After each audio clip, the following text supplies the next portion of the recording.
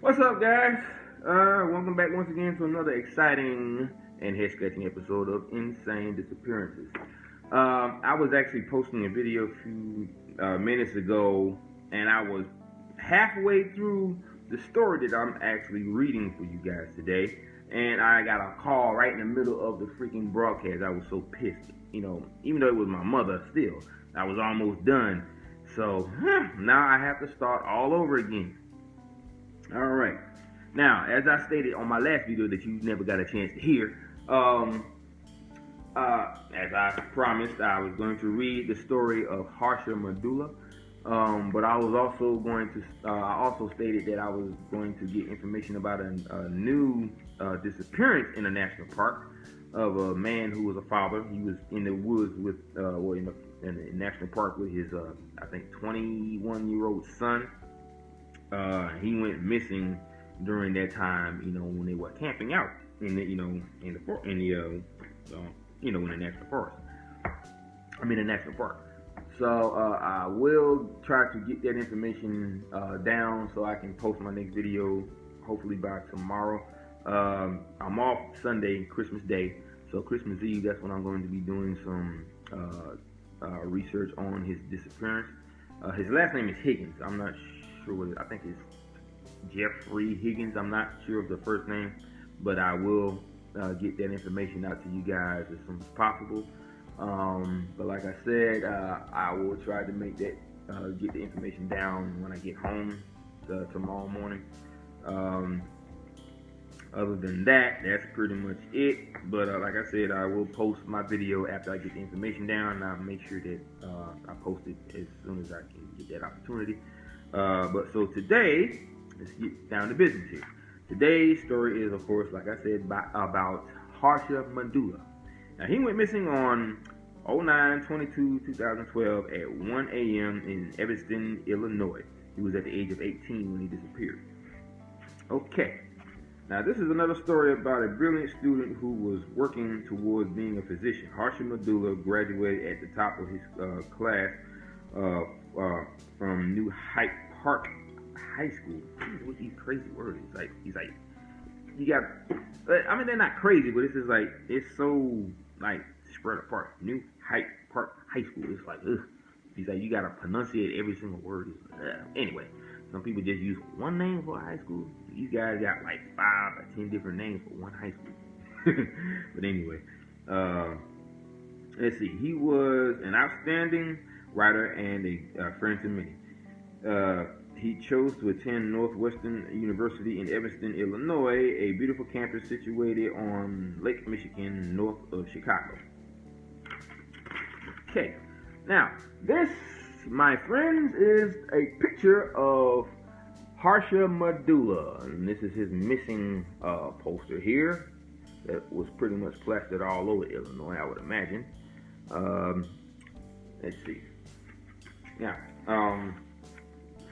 hopefully, like I said, they will make a break in the case, even though he disappeared in 2012. But yeah, I don't know. You never know. If we can figure out what this thing is that's taking these people, or what's sucking these people into oblivion, hopefully, maybe we will find out. But like I said before, we have to get away from logical thinking. We have to think more on the lines of the supernatural, paranormal, folkloric, whatever.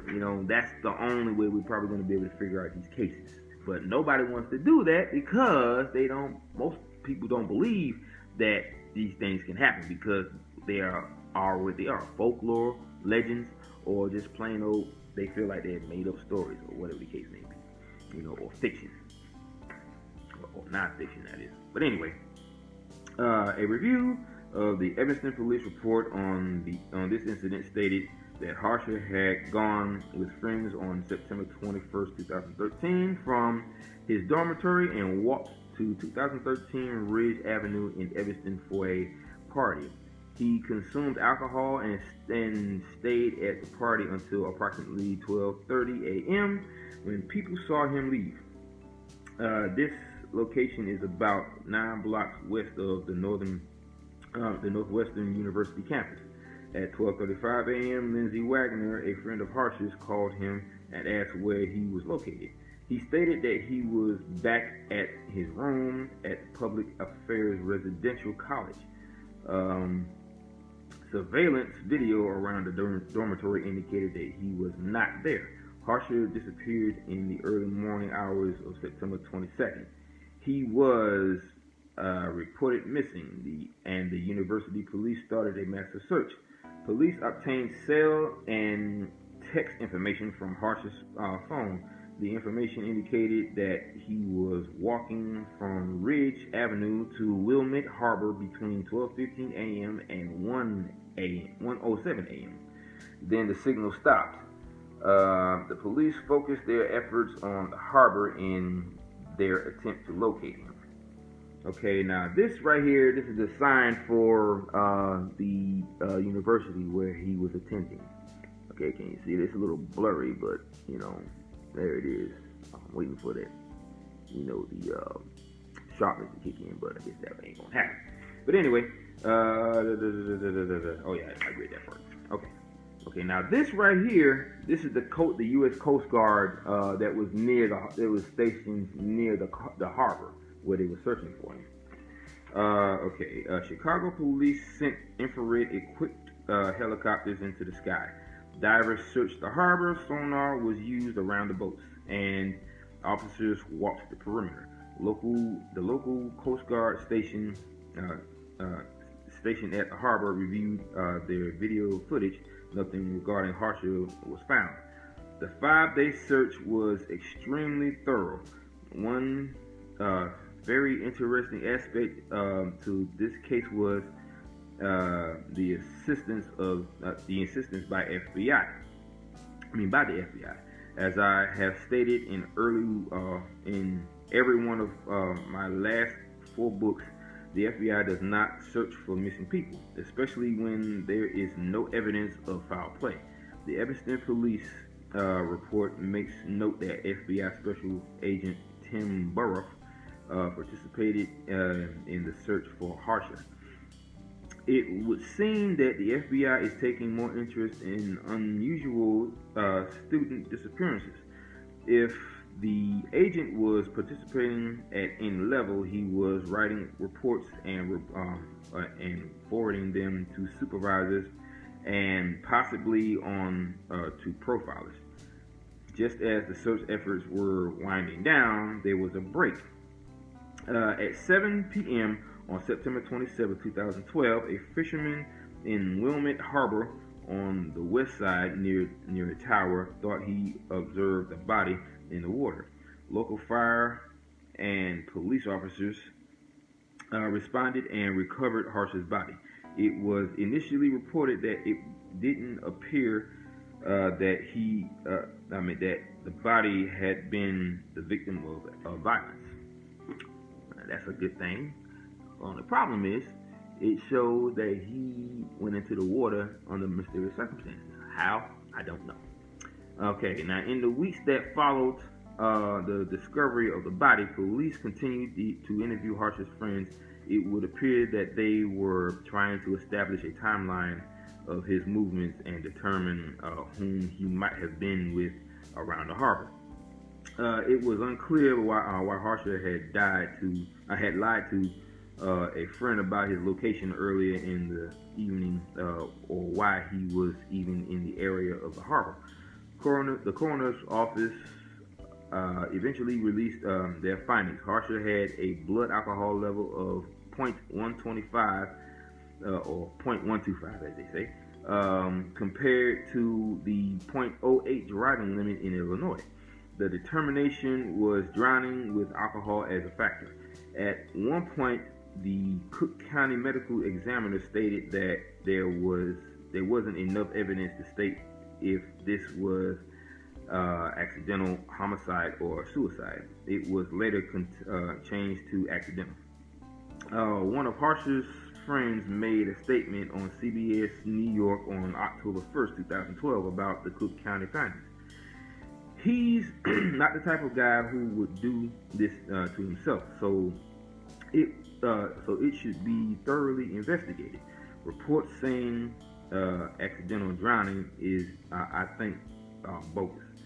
One intriguing aspect in Harsh's autopsy that was released but not publicized in many locations was that the zipper on his pants was down. A few law enforcement officials stated that this meant he was probably urinating in the water. Now, to me, I know how that can be, because if you drink a lot of alcohol, you are going to be going to the bathroom a lot throughout the night.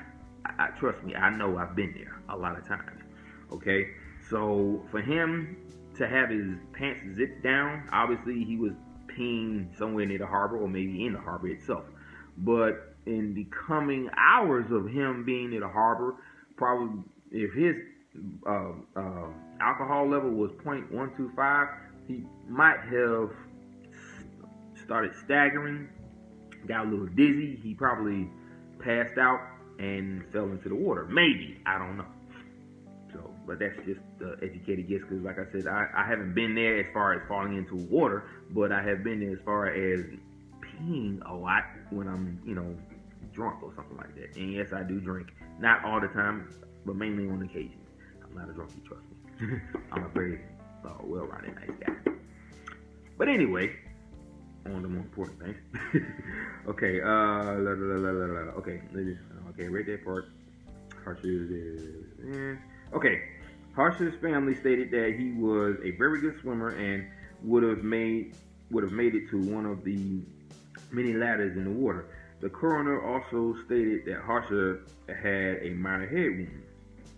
Now, readers of my past books will remember that there are cases I have profiled in the past where victims were found with their zippers down under circumstances that don't make sense. In a few incidents, the victims had their pants down to their knees and they were nowhere near water.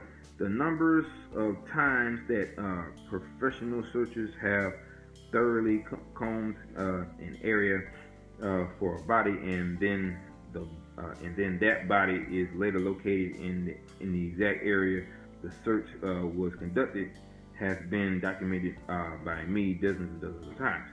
This is no way a negative statement about searches. It is a fact that something unusual is happening on these cases. Divers and sonar were used for several days in the harbor, and nothing was found. Just as they pull out of the search, a lone fisherman finds the body. This sounds like many of the cases I have highlighted in the past.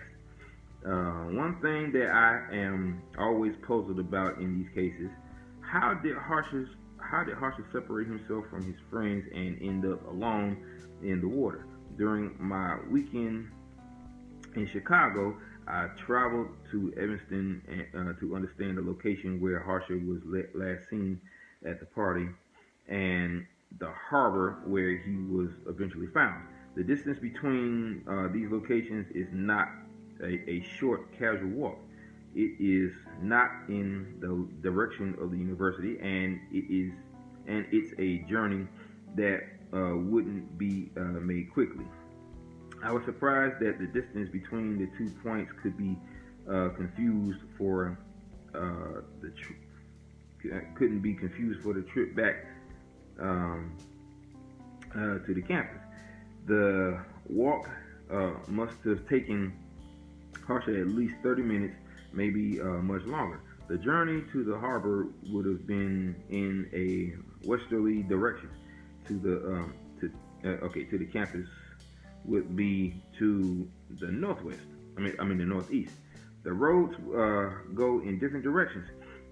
Something he would have understood. How he got into the harbor is a $1 million question. It doesn't seem plausible that he would have made that big of a mistake and then fallen into the water to presumably drown. The following is something Harsha had written. It was handed out at the funeral.